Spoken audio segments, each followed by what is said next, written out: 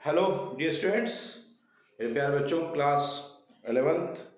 ये जो टॉपिक चल रहा है ये क्लास 11th और 12th दोनों में आपके काम आने वाला है। 9th में भी काम आया था। थोड़ा सा मैंने अपना लुक चेंज कर लिया है, कुछ समस्याएं थी बट अब सब सही है, तो इससे बहुत परेशान मत होइएगा। अब हम लोग का जो टॉपिक स्टार्ट था वो कंसंट्रेशन यूनिट्स हमने स्टार्ट किया था। उसमें भी पहला टॉपिक मास परसेंटेज और मास बाई वॉल्यूम परसेंटेज हमने पढ़ लिया था। आई होप कि उसके टॉपिक्स क्लियर हो गए होंगे आपको। ठीक है, आइए स्टार्ट करते हैं आज की concentration units. Ppm, ppm that is parts parts पर मिलियन। पीपीएम का फुल फॉर्म होता है पार्ट्स पर मिलियन।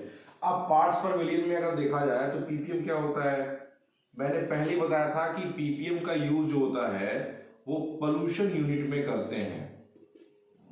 पोल्यूशन यूनिट में करते हैं। क्यों करते हैं, मैंने बताया था कि ppm unit is used when the amount of solute is present in trace quantity. जब सॉल्यूट बहुत ही ट्रेस क्वांटिटी में प्रेजेंट होता है तो वहां पे कौन सी कंसंट्रेशन यूनिट का यूज करते हैं, पीपीएम। तो पीपीएम मास बाई मास भी होता है, मास बाई वॉल्यूम भी होता है, तो कंफ्यूज मत होइएगा। अभी मैं आपको एक्सप्लेन करके दिखाता हूं। तो पार्ट्स पर मिलियन और पोल्यूशन यूनिट में यूज होता है, मतलब इसका क्या मतलब हो गया, solute is present in minute या फिर ट्रेस क्वांटिटी। ठीक है, माइन्यूट या ट्रेस क्वांटिटी में अगर सॉल्यूट प्रेजेंट है तो वहां क्या बोलते हैं, पीपीएम बोलते हैं, पार्ट्स पर मिलियन बोलते हैं।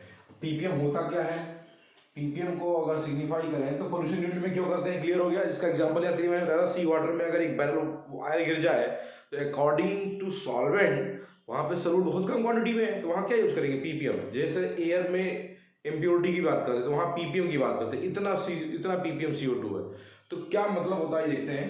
तो पीपीएम का फार्मूला आप देखेंगे तो पीपीएम इज इक्वल टू होता है dear students, mass of solute, mass of solute upon mass of solution into 10 to the power 6। अब 10 to the power 6 क्यों किए हैं, क्योंकि यहां ये क्या लिखा है, मिलियन लिखा है। क्या लिखा है, मिलियन। तो अब यहाँ मास ऑफ सोल्यूट ग्राम में दिया है, मास ऑफ सॉल्यूशन जो है वो भी ग्राम में दिया है, तो ये इसकी यूनिट कोई नहीं होगी, पीपीएम की यूनिट नहीं आएगी, ये ध्यान रखिएगा। तो पीपीएम के बारे में इस बात का ध्यान रखिएगा, पीपीएम डब्ल्यू बाई डब्ल्यू भी हो सकता है, पीपीएम डब्ल्यू बाई वी भी हो सकता है। भाई यहाँ पे मास ऑफ सोल्यूट किया होता है, यहाँ मास ऑफ सॉल्यूशन कर सकते हैं। पीपीएम का एक फार्मूला ये भी हो सकता है, PPM is equal to mass of solute upon volume of solution into 10 to the power 6। तो पीपीएम डब्ल्यू बाई डब्ल्यू के फॉर्म में भी रिप्रेजेंट किया जाता है और डब्ल्यू बाई वी के फॉर्म में भी रिप्रेजेंट किया जाता है। ठीक है, अब पार्ट्स पर मिलियन को जब रिप्रेजेंट करते हैं तो 10 टू द पावर 6 से डिनोट करते हैं। ये समझ में आ गया होगा। अगर आपको अमाउंट ऑफ सॉल्यूट दिया हुआ है, अमाउंट ऑफ सॉल्वेंट सोल्यूशन दिया हुआ है, तो आप पीपीएम निकाल लेंगे। जैसे मैंने कह दिया कि 20 ग्राम NaOH dissolved in 1000 gram of solution, then calculates amount in ppm। तो क्या हो जाएगा, 20 ग्राम तो 20 upon 1000 10 to the power 6। Solve कर लीजिए। समझ में आया कि नहीं आया। तो ppm is represented, can be represented in the form of w by w और w by v। The formula is given in that form. Clear. अब क्वेश्चन ये उठता है कि सर चलिए ये सब तो बात तो अपने किनारे हो गई, ठीक है। यहां देखिए इस कंडीशन में टेम्परेचर का कोई इफेक्ट नहीं पड़ेगा। अगर पीपीएम मास बाई मास के रेशियो में है, मतलब डब्ल्यू बाई डब्ल्यू के रेशियो में, तो कोई इफेक्ट नहीं पड़ेगा पीपीएम का। लेकिन अगर पीपीएम मास बाई वॉल्यूम के रेशियो में है तो आपको पता होगा कि वॉल्यूम, टेम्परेचर बढ़ाने पर वॉल्यूम बढ़ता है, वॉल्यूम बढ़ेगा तो पीपीएम घट जाएगा। समझ में आया कि नहीं आया। ये कंडीशन मैं आपको पहले बता चुका हूँ, इसमें बहुत कंफ्यूज होने की जरूरत नहीं है। कॉन्सेप्ट दिमाग में रखिए कि सर यहाँ पे पीपीएम चेंज होगा लेकिन यहाँ पे पीपीएम का टेम्परेचर पे इफेक्ट नहीं पड़ेगा। क्लियर। अब आइए अगली बात करते हैं। इतनी बात तो क्लियर हो गई होगी, कोई प्रॉब्लम इसमें डियर स्टूडेंट्स, इसको नोट कर लीजिए, फिर आगे बात करते हैं।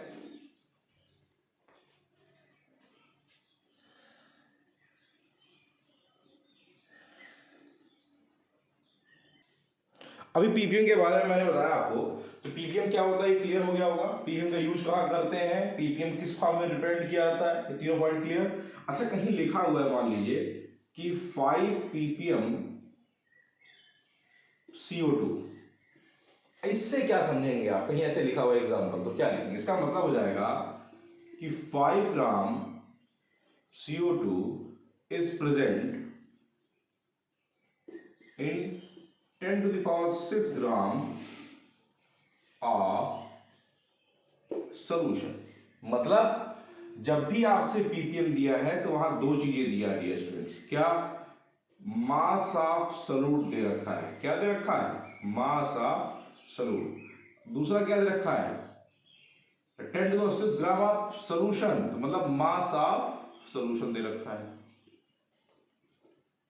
मतलब जब भी पीपीएम दिया होगा तो जो स्टार्टिंग में लिखा होगा उसका मतलब उतना अमाउंट सॉल्यूट का प्रेजेंट है, और जो 10 to the power 6 दिया होगा वो हमेशा क्या होगा, मतलब मास of solution is always fix in that condition. अगर अगर कब, जब ये पीपीएम के फॉर्म में लिखा होगा तब, हमेशा नहीं होगा, जब पीपीएम के फॉर्म में लिखा होगा तब। अब क्वेश्चन था कि सॉल्वेंट का मास कितना होगा, जरा बताते आइए dear students, mass of solvent, जरा बताइए, mass of solution is equal to होता है mass of solute plus mass of solvent, तो mass of solvent is equal to क्या होगा, mass of solution minus mass of solute. Mass of solution कितना है dear students, mass of solution आपके सामने है कितना, 10 to the power 6 माइनस 5। जरा बताइए 10 to the power 6 में से 5 घटाएंगे तो कितना आएगा, अप्रॉक्स 10 to the power 6 ही आएगा ना, अप्रॉक्स 10 to the power 6। मतलब पीपीएम की कंडीशन में मास ऑफ सॉल्यूट और मास ऑफ सॉल्वेंट लगभग लगभग एक ही होता है। तो जो मैंने स्टार्टिंग में कहा था कि the amount of solute is in trace quantity, it is true और नॉट ट्रू, है ना, देखिए आपके सामने, क्लियर। तो पीपीएम का कॉन्सेप्ट क्लियर हो गया। इस पे क्वेश्चंस मैं आपको कराऊंगा डियर स्टूडेंट्स, आप परेशान मत होइए, इन टॉपिक्स को नोट कर लीजिए। पीपीएम का मतलब आई होप क्लियर हो गया होगा। आइए अब स्टार्ट करते चलते हैं हम लोग, मोल फ्रैक्शन क्या होता है। अगला टॉपिक है मोल फ्रैक्शन। मोल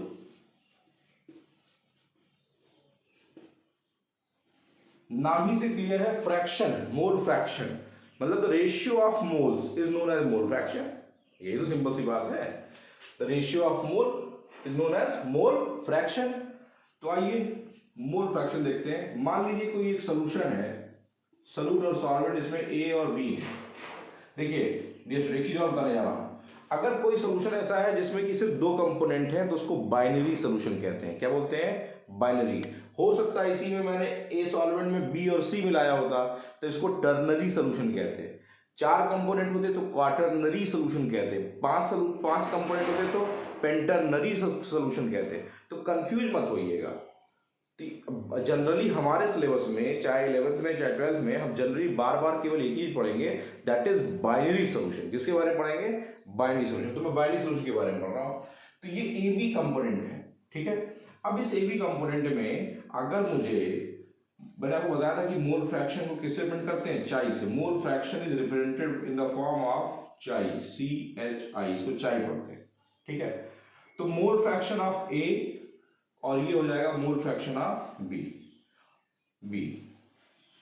तीसरी बात, अगर इनके नंबर ऑफ मोल्स Na हो और एक का क्या हो, Nb, नंबर ऑफ मोल्स की बात कर रहा हूं, ठीक। Then the mole fraction of A is क्या हो जाएगा, मोल फ्रैक्शन ऑफ A क्या हो जाएगा, mole fraction of A is equal to हो जाएगा number of moles of A upon number of moles of A plus number of moles of B।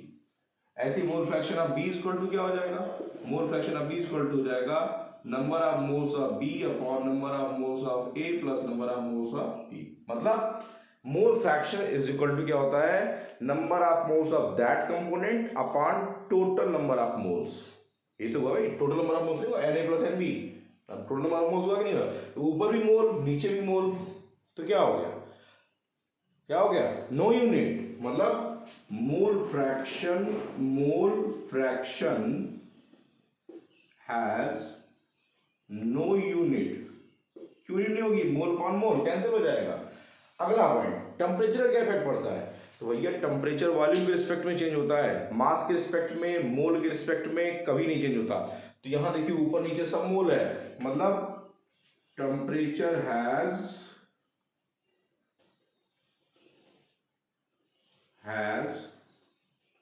No any effect. Clear है? तो कोई mole fraction किसे कहते हैं? Mole fraction is defined as the number of moles of the component upon total number of moles of the mole fraction is the ratio of the number of moles of the component to the ratio of total number of moles of component. Clear? तो mole fraction की definition clear हो गई होगी। Mole fraction का concept numerical भी लग जाएगा आपका, और मोल फ्रैक्शन की कोई यूनिट नहीं होती और टेम्परेचर का कोई इफेक्ट नहीं होता। क्यों? क्योंकि टेम्परेचर का क्या होता है? Temperature has no any effect. Why? Because ऊपर और नीचे दोनों क्या दिया है? नंबर ऑफ मोल्स दिया हुआ है। क्लियर? तो डियर स्टूडेंट्स, आपको मोल फ्रैक्शन का कॉन्सेप्ट क्लियर हो गया होगा। तो कोई पूछे कि मोल फ्रैक्शन की डिफिनेशन बता दीजिए, क्या बताएंगे?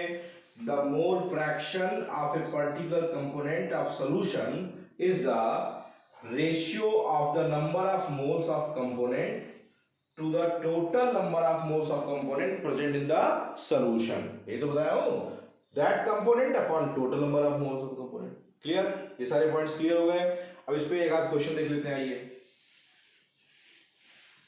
जैसे मैंने कहा आपसे, क्वेश्चन है आपसे कि 10 ग्राम NaCl डिजॉल्व इन 10 ग्राम का नाम, चलिए 80 ग्राम NaCl dissolve in 36 gram H2O। ठीक है, 36 कर रहा हूं।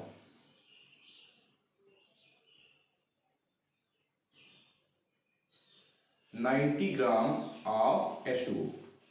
ये क्वेश्चन कहते हैं find out the mole fraction of NaCl and water both. तब कैसे निकालेंगे? देखिए ये ग्राम दिया हुआ है, तो पहले में से किसमें नोट होगा? मोल में। तो आइए इसको 70 कर देते हैं, थोड़ा इजी हो जाएगा।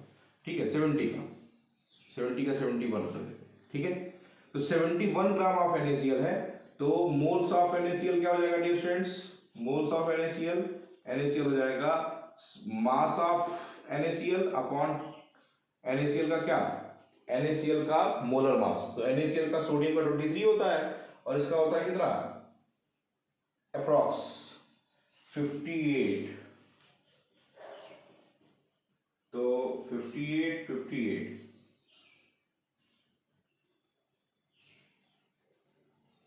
ये हो जाएगा 58।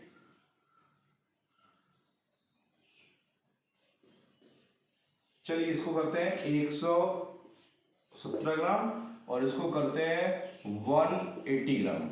ठीक है, तो चलिए मोल्स ऑफ NaCl 117 है। ये 117 में आप कितने से डिवाइड कर दीजिए? NaCl का हो जाएगा 23 और क्लोरीन का हो जाएगा 35.5, तो दोनों को ऐड करेंगे तो 58.5 आएगा। ठीक है, और मोल्स ऑफ वाटर क्या हो जाएगा? मोल्स ऑफ H2O क्या हो जाएगा? 180 अपॉन 80। ये कैंसिल है, कितना? 10 मोल आया।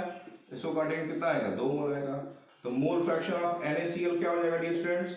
Number of moles of NaCl upon number of moles of NaCl plus number of moles of H2O। तो number of moles of NaCl कितना है? 2 upon number of moles of NaCl, number of moles of 2 और plus ये कितना है? 12 कराओ 10, तो कितना हो गया? 2 अपॉन 12 6, मतलब टोटल आएगा 1/6। तो इसके नंबर ऑफ मोल्स जो हो गए 1/6 आ गए। इसको अगर आप number of moles of NaCl कहा जाए तो कितना आ गया?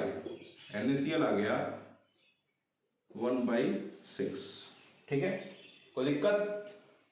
आई होप की प्रॉब्लम नहीं होगी। इसको और सिंप्लीफाई करना हो तो आप ऐसे कर सकते हैं कि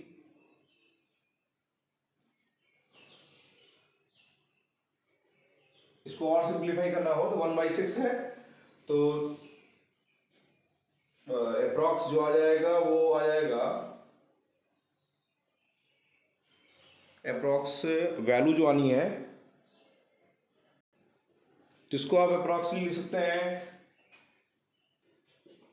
0.166। ठीक है, जानते हैं, एक बहुत बढ़िया इंपॉर्टेंट आपको जादू बताने जा रहा हूँ। कहेंगे जादू क्या? एक कंपोनेंट का मोल फ्रैक्शन मिल गया तो दूसरे कंपोनेंट का मोल फ्रैक्शन क्या होगा निकालने की जरूरत नहीं है वैल्यू रखने की। तो मोल फ्रैक्शन ऑफ H2 हो जाएगा dear students, mole fraction of 1 minus mole fraction of NaCl, 1 minus 0.166 कर दीजिए या 16 कर दीजिए तो 1585, ये अप्रॉक्स आ जाएगा 0.84। कहेंगे सर ये कहाँ से आ गया, है ना? तो डियर स्टूडेंट, चाहे जितने भी कंपोनेंट्स हो उन सारे कंपोनेंट के मोल फ्रैक्शन का सम इज ऑलवेज 1। ये एक्सपेरिमेंटली डिटरमाइंड है कि मोल फ्रैक्शन की क्वालिटी होती है कि द मोल फ्रैक्शन, अगर किसी सोल्यूशन में 3 कंपोनेंट है तो तीनों के मोल फ्रैक्शन का सम हमेशा कितना आएगा? 1 आएगा। तो अगर 2 कंपोनेंट का मोल फ्रैक्शन हम निकाल लिया है और तीसरे वाले का निकालना है तो वो कितना हो जाएगा? वो जितना दोनों का आया उसको एक में से घटा दीजिए। ठीक है, आई होप ये क्वेश्चन समझ में आ गया होगा। सबसे पहले क्या किए, दोनों के मोल्स निकाल लिए, मोल्स निकालने के बाद दोनों को क्या कर दिए, एक का मोल निकाले दूसरे वाले को एक में से घटा दिए। मतलब कि मोल फ्रैक्शन जो होता है स्टूडेंट्स वो क्या होता है? मोल फ्रैक्शन, चेंज कर लिया, mole fraction of H2O plus mole fraction of NaCl equal to कितना हो गया? 1। मतलब अगर 2 कंपोनेंट है तो मोल फ्रैक्शन का सम कितना होगा? XA plus XB equal to 1। अगर 3 कंपोनेंट है तो उनका मोल फ्रैक्शन का सम कितना होगा?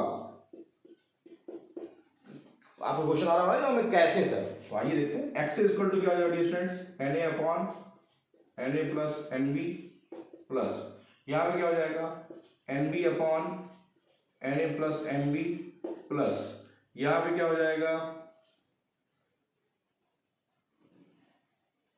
Nc upon Na plus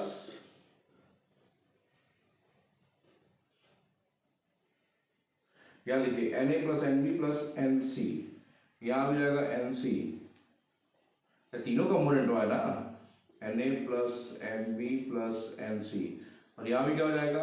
Na plus Nb plus Nc equal to कितना कितना आ रहा है देखते हैं। ये तीनों को जोड़ दीजिए, जोड़ देंगे तो क्या आ जाएगा? ये हो जाएगा Na plus Nb plus Nc upon Na plus Nb plus Nc, तीनों जुड़ जाएंगे, ये तीनों सेम है, ये कैंसिल हो गया, आया कितना? 1। तो ये ध्यान रखिएगा, किसी भी कंपोनेंट्स का अगर मोल फ्रैक्शन निकालना है 2 कंपोनेंट का तो एक का निकाल लीजिए, दूसरे वाले को कितने में से घटा दीजिए? 1 में से। तो it means that the mole fraction is always 1, मतलब 1 ही आएगा। अब उसको आप चाहे वो 2 कंपोनेंट हो, चाहे 4 कंपोनेंट, चाहे 6 कंपोनेंट हो। क्लियर? तो आई होप कि मोल फ्रैक्शन का कॉन्सेप्ट भी क्लियर हो गया होगा। चलिए अगला देखते हैं। अगला जो कॉन्सेप्ट हमारे सिलेबस में है वो है मोलरिटी। क्या है? बहुत ही बम्पर इंपॉर्टेंट टॉपिक पढ़ा जा रहा हूं, मोलैरिटी।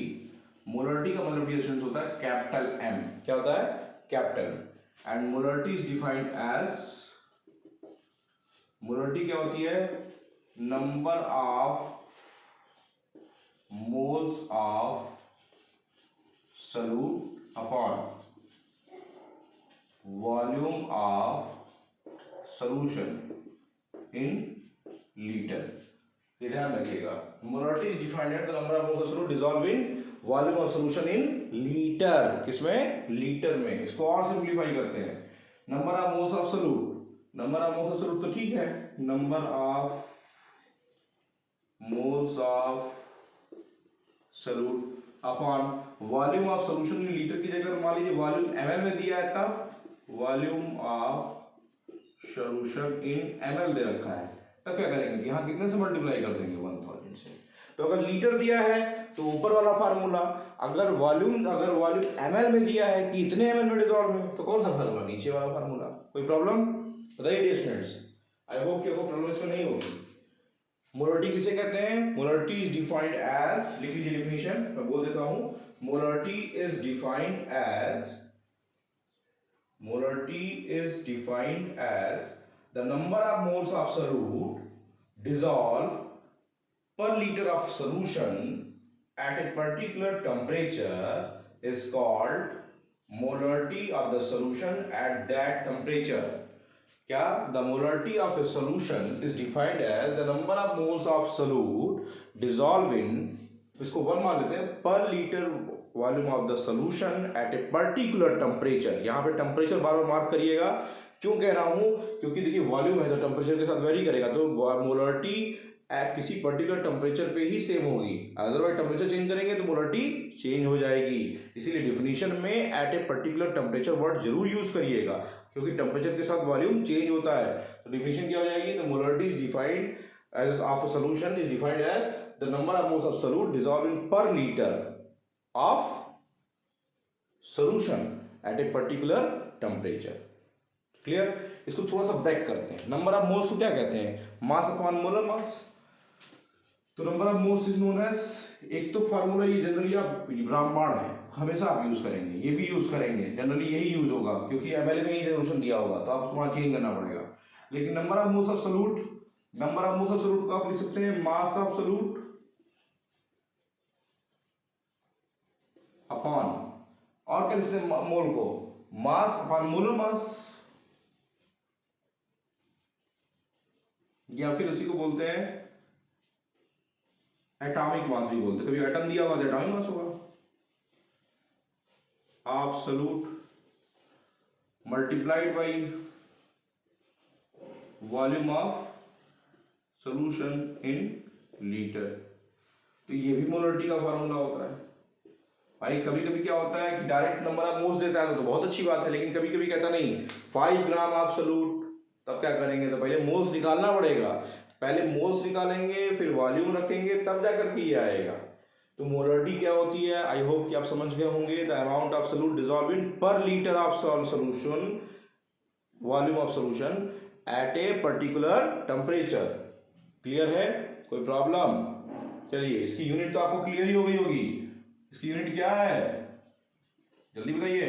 मोल, और नीचे क्या है, लीटर। यूनिट इज मोल पर लीटर। यूनिट क्या है, मोल पर लीटर। कोई प्रॉब्लम, मोल और पर लीटर, कोई प्रॉब्लम। चलिए यूनिट हो गई। अब टेम्परेचर का इफेक्ट देख लिया जाए। तो डियर स्टूडेंट्स आप समझ गए होंगे, यहाँ वॉल्यूम है, टेम्परेचर बढ़ाएंगे तो क्या बढ़ेगा, वॉल्यूम बढ़ेगा, तो मोलरिटी क्या हो जाएगी, घट जाएगी। मतलब अगर एक मैं दवा का डिब्बा बस्ती से पैक करके शिमला के लिए भेजता हूँ तो मरीज को वो इफेक्ट करेगा, नहीं करेगा, उसको नुकसान पहुंचा देगा। क्यों, क्योंकि जो मैंने डिब्बा पैक किया है वो मोलरिटी के टर्म में रखा है, यहाँ टेम्परेचर कुछ और था, शिमला पहुंचा उसका टेम्परेचर कुछ और है, कंसंट्रेशन चेंज हो गया, दवा at a particular temperature concentration में ही खानी थी, दवा नुकसान कर गई, है कि नहीं। तो इसलिए ध्यान रखिएगा, ये इसका ड्रॉबैक है कि ये टेम्परेचर के साथ क्या करता है, वेरी करता है। क्लियर है डियर स्टूडेंट्स, कोई प्रॉब्लम। तो मोलरिटी किसे कहते हैं, इस फार्मूले को भी याद रखिएगा, इस फार्मूले को भी याद रखिएगा, क्या दिया है उसी के बेसिस पे इसके न्यूमेरिकल सॉल्व होंगे। ये तीनों फार्मूले को दिमाग में रखिएगा, जनरली यही यूज होगा, कभी कभार ये यूज होगा, पहले आपको मोल्स निकालना पड़ेगा तभी आप रख करके इसमें सॉल्व कर पाएंगे। यूनिट देख ही लिए, मोल पर लीटर, टेम्परेचर, वॉल्यूम और मोलरिटी का रिलेशनशिप देख लिए। चलिए, तो आई होप कि ये पॉइंट आपको समझ में आ गया होगा। अब क्वेश्चन ये उठता है कि कुछ बेसिक पॉइंट्स हैं जिनके बारे में आपको बताने चल रहा हूँ, जिनको आपको जानना बहुत जरूरी है कि कहीं कहीं ये वर्ड्स यूज हो जाते हैं तो पर्सन परेशान जाता है कि सर ये क्या लिखा हुआ है ना। तो आइए देखते हैं, ये फार्मूला याद रहेगा डियर स्टूडेंट्स, इसमें कोई प्रॉब्लम हो रही है। ये m इज द मोलरिटी, ये मोलर मास है, ये वॉल्यूम है और ये मास है, वेट है। क्लियर। तो आई होप इसको नोट कर लिए होंगे आप। देखिए कहीं कहीं पे आपको ऐसे लिखा हुआ मिलेगा m/2, m/10, m/100, ठीक है ना। कहीं m/10 लिखा हुआ मिलेगा, कहीं m/2 लिखा हुआ मिलेगा, कहीं m/100 लिखा हुआ मिलेगा, ठीक है। और कहीं कहीं पे क्या होता है कि आपको m/2m लिखा हुआ मिलेगा। क्या मतलब होता है इन सबका जरा जान लिया जाए। अगर m/2 डिस्टेंस लिखा है तो ठीक है, लिखा है, कोई दिक्कत नहीं, लेकिन इस m/2 का मतलब क्या होता है, m/2 का मतलब होता है सेमी मोलर सॉल्यूशन। कहीं वर्ड आता है सेमी मोलर, सेमी मोलर का मतलब 1/2, द मोलरिटी इज 1/2, यहाँ पे मोलरिटी कितनी है, 1/2 है। कहीं लिखा है डेसी मोलर, इसका मतलब मोलरिटी इज 1/10। कहीं लिखा है सेंटीमोलर, सेंटीमोलर मतलब मोलरिटी इज 1/100। और कहीं लिखा बाई मोलर, मतलब मोलरिटी इज 2। क्लियर है? तो डेसी, सेमी, डेसी, सेंटी और बाई ये वर्ड आएंगे तो नोट कर लेंगे, कोई प्रॉब्लम? तो ये मोलरिटी तक के बेसिक कॉन्सेप्ट मैंने आज आपके क्लियर किए। कल का टॉपिक जो होगा इनकी कुछ न्यूमेरिकल्स हम लगाएंगे, ठीक है?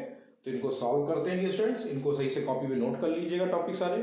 टेम्परेचर इफेक्ट क्या है, यूनिटी क्या है, मोलरिटी क्या है, मोलरिटी की डिफिनीशन क्या है, मोलरिटी के तीनों फार्मूले लिख लीजिएगा। आई होप कि टॉपिक क्लियर हो गया होगा। इनको अच्छे से पढ़िएगा, लगाइएगा। इनके क्वेश्चंस कल मैं आपको प्रोवाइड कराऊंगा, आज न्यूमेरिकल नहीं दे रहा हूँ। आज बस आपको इसका प्रॉपर नोट्स बना लीजिए, ठीक है? तो कल इसके न्यूमेरिकल्स लगाएंगे। डियर स्टूडेंट्स, आपसे रिक्वेस्ट है कि कमेंट और लाइक जरूर करिएगा।